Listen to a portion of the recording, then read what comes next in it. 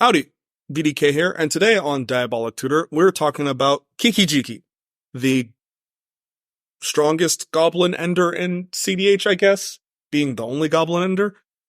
Kiki Jiki is a very simple card. He's 3 red and 2 generic.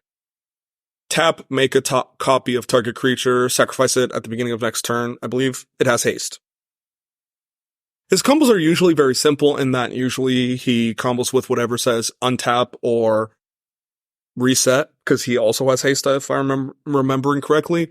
It's been a while since I've played Roko, but he is the ender in Roko, and so the reason he works so well is that what essentially happens is you make a copy of, I don't know, let's go with Village Bell Ringer. Village Bell Ringer enters the battlefield, untaps Kiki Jiki. You tap Kiki Jiki to make another copy of Village Bell Ringer, it untaps Kiki Jiki. And then you do this infinite number of times, and you swing out with an infinite number of Village Bell Ringers and whatever other things your evil little hearts desires.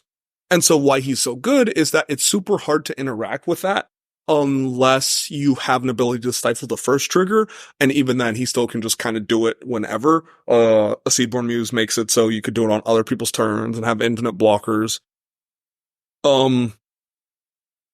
The only real consequence is that you kind of are limited to winning at sorcery speed, because you have to have Kiki Jiki and one of the something at that does it on the table, unless you're playing Roko, and you're playing Roko at flash speed.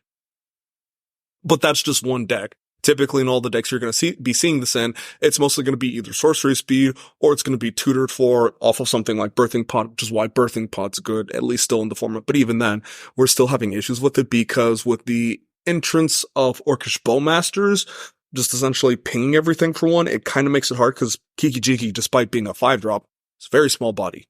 So, what this is to say is, please ban that card. It makes everything that is a creature combo infinitely worse, and he needs to go. But regardless of my salt about that very specific dumb black card, it's very solid win con, very easy to understand. You swing out, you make big bodies and stuff like that.